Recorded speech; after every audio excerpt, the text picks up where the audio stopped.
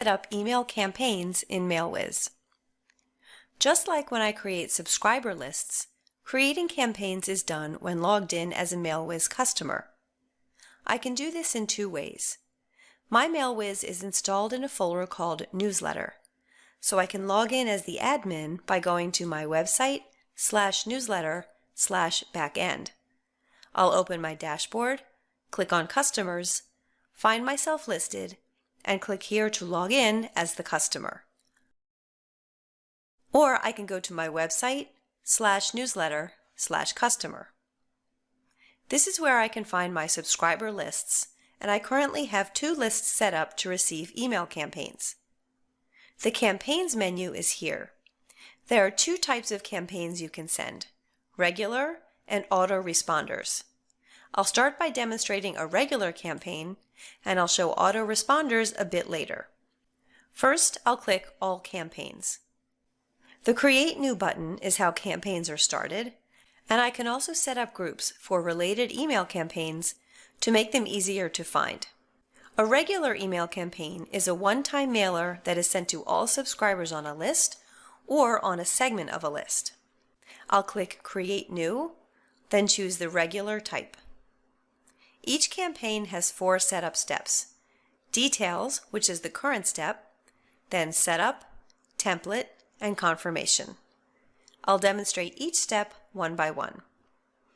In the Details step, I'll assign the campaign the name Summer Sale. As with all fields in mailwiz, I can click in the field to see a pop-up describing what the field is for. The type is regular, and I'll send this to my purchasers list. If I have segments within this list, I can specify that here. And to add the campaign to a group, I can click here. Now I'll click Save and Next to proceed to the Setup step. Once I start a campaign, as long as I save after each completed step or partial step, I can always return later to finish setting up the campaign. If I click All Campaigns or Regular Campaigns, my campaign is listed here, and I can click its ID or name to pick up where I left off. Back in the Setup step, these fields show the email sender name. These are the defaults from my customer setup, but I could change them. For example, this could be a company name. This could be a customer service @ email. The To Name field has many options. The default is email, which means the subscriber's email address will appear at the top of the email they receive.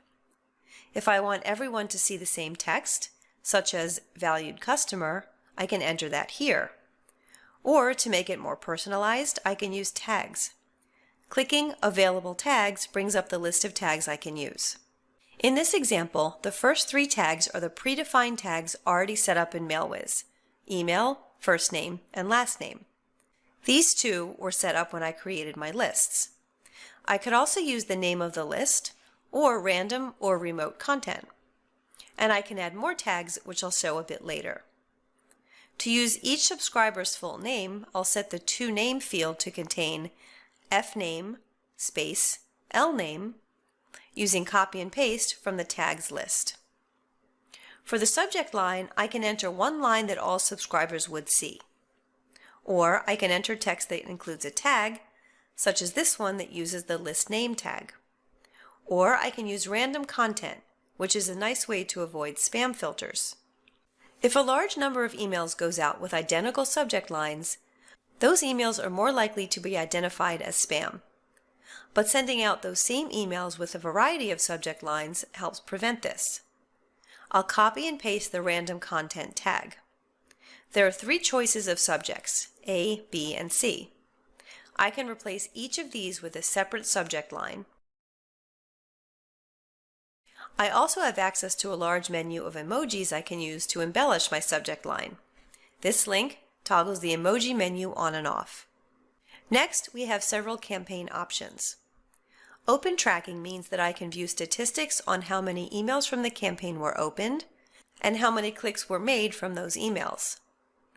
Other statistics, such as bounced emails, are tracked automatically.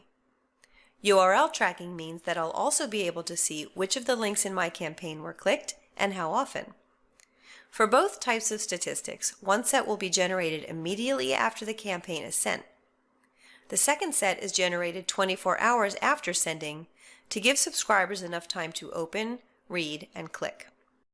Plain text email means that a separate email will be generated, which doesn't include formatting or graphics.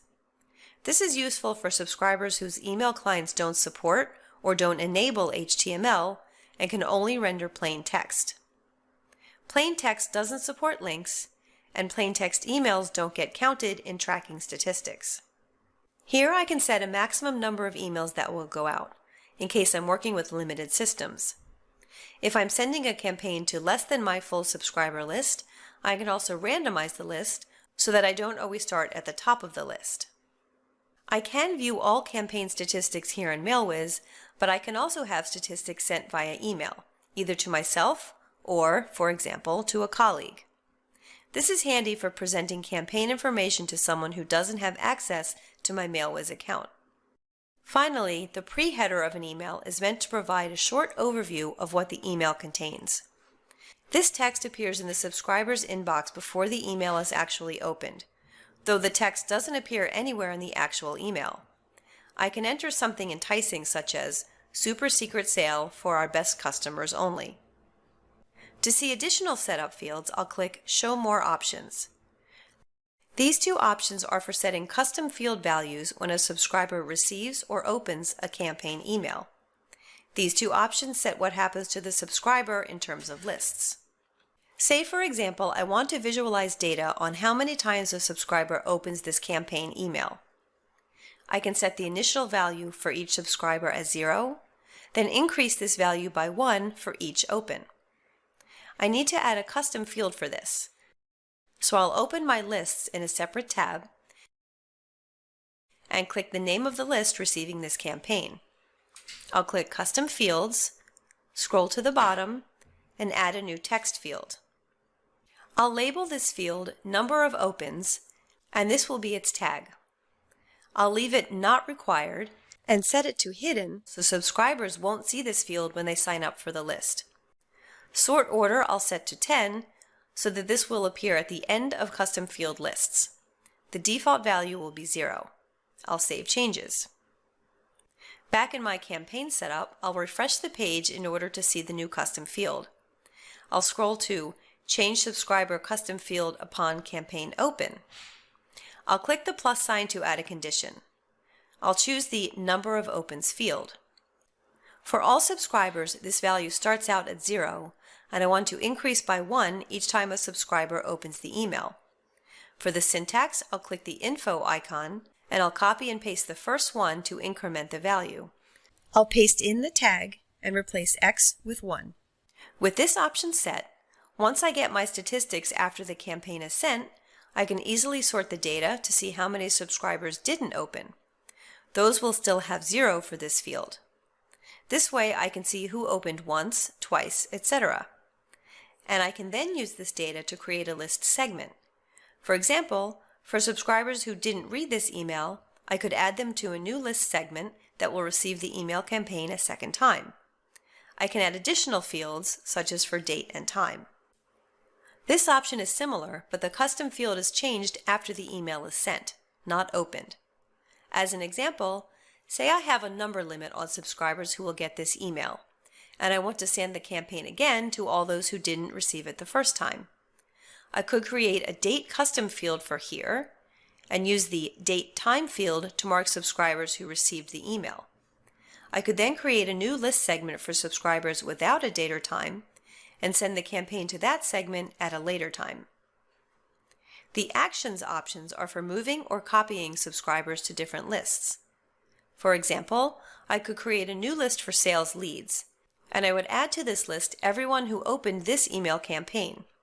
So under Campaign Open, I would choose the Copy or Move option and choose the new list here. Now we can save and continue to the third step, Templates. It's possible to create email templates from within mailwiz, though the options here are rather basic. If I want to create a relatively simple email, I can toggle the template builder to see the default blocks provided by mailwiz. I can drag blocks from right to left and edit them in the space on the left. For emails with more robust options and features, we recommend getting professionally developed templates from a site such as themeforest.net. To see some examples in ThemeForest, go to Marketing, Email Templates to see hundreds of options in a variety of categories, such as newsletters or catalogs. Anything you purchase here can be downloaded as a zip file and imported into mailwiz. There are two ways to get email templates into mailwiz. As the mailwiz admin, while signed into the backend dashboard, I can create a gallery of templates that my customers can use to create their campaigns. This can be done under Email Templates, Gallery. There is one default template here, and I could click Upload Template to bring in more. Categories can be used to group together related templates. For example, I can create a category for newsletter templates and another for sale promotions. Back in my customer dashboard, if I go to Email Templates Gallery, I'll see all of the templates provided by the admin, which for now includes just this one. I can click Import to bring this into my own customer gallery. Or I can go to Templates and click Create New to build my own within mailwiz or upload a template I've downloaded from elsewhere. Say I've purchased a template and downloaded its zip file. In my templates, I'll choose Upload Template, and I can click on this link to download a sample template, which can be used to see how the template file structure should be set up. I'll click Choose File and find the zip file I downloaded. Here is the template in the Content section. If the template doesn't appear, click Toggle Template Builder. I can keep and edit the blocks I want, erase what I don't, and import graphics with these suggested sizes. All of the usual editing tools are available here, such as fonts, bullets, alignments, hyperlinks, tables, images, etc. Now when I click Template, both the default and the new template are available. I'll go back to editing my campaign and skip ahead to the template setup. If I click Change Select Template, the one I added to my template list is here. But I can also upload a template directly into my campaign without adding it in advance to my list of templates. Say that this particular template hasn't been uploaded yet. I can still click Upload Template, which brings in this template just for this campaign, not into my overall template list. I'll keep Auto Plain Text set to Yes, so that a plain version will be generated automatically in case it's needed. Up here, I have a message about two required tags not found in the content, one for unsubscribing and one for company address. Available tags are defined in the mailwiz system, and I can see them by clicking here. These two are listed as required, and these are the ones that cause the error message. There are two ways to fix this. I can edit the email content to contain these tags, or I can make these tags optional. To edit the content to include the tags, I'll scroll to the bottom where I have both the address and unsubscribe strings. For address, I can select and delete the placeholder address and replace it with the company full address tag, copying the same syntax. Unsubscribe is a link, and I can double-click to edit it. I'll change link type to URL, the protocol to other, and enter the tag in the URL field. After I've made the changes I need, I'll click Save Template Changes. The error message should now be gone.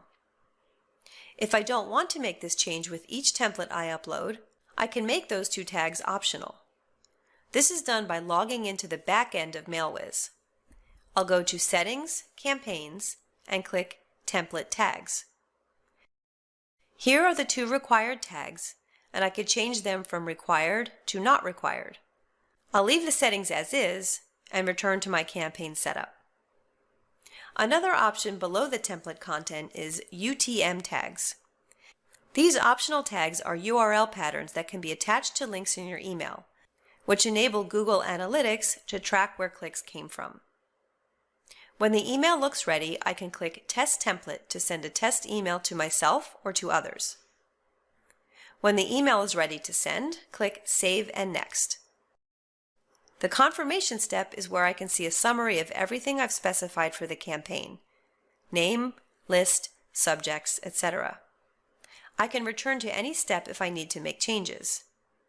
At the top, I can set the date and time I want to send. If I want to send this campaign repeatedly, I can check Advanced Recurring. I can set how often the emails will go out, weekly, monthly, etc., and the type of frequency and time of day. Max runs set the number of times the email will go out at the set frequency. A value of -1 means that the campaign will be sent indefinitely. When everything is all set, I can click Send Campaign, and the emails will go out to everyone on the selected lists at the specified time. The other type of campaign I can create is an autoresponder. I'll click Autoresponders here under Campaigns. Then I'll click Create New and set the type as autoresponder. An autoresponder is similar to a regular campaign, but rather than send a blast of emails to a list all at once, each email is triggered individually by a subscriber's actions. As an example, say I want to send subscribers 10 tips on a particular topic, each spaced 1 week apart. I can set up 10 autoresponders, each including one of my tips, and set the frequency at 1 week. Or as another example, I can set an autoresponder to go out after each time a subscriber opens an email from another campaign. In this example, if I send out a campaign about a sale and a subscriber has opened that email, I can create a follow-up autoresponder to be sent a day or two later. I'll name this autoresponder Weekly Tip. I'll choose the same list as before, then proceed to the next step. The options on the campaign setup page are the same that we saw for regular campaigns. I'll enter a single subject, Tip of the Week, leave the other options as their defaults, and proceed. The template definition is the same for regular campaigns as well. The campaign confirmation step is where autoresponders differ from regular campaigns. The Activate At time sets the point after which the campaign will be active. The autoresponder event is either after a subscriber joins the list or after the subscriber opens an email from another campaign. If I choose this option, I can then choose which other campaign email acts as the trigger for this autoresponder. Time value is how long mailwiz will wait after the trigger before sending the autoresponder email. A value of 0 means the autoresponder will go out immediately. Or I can change this to 1 and the time unit to week for a 1-week delay after the trigger.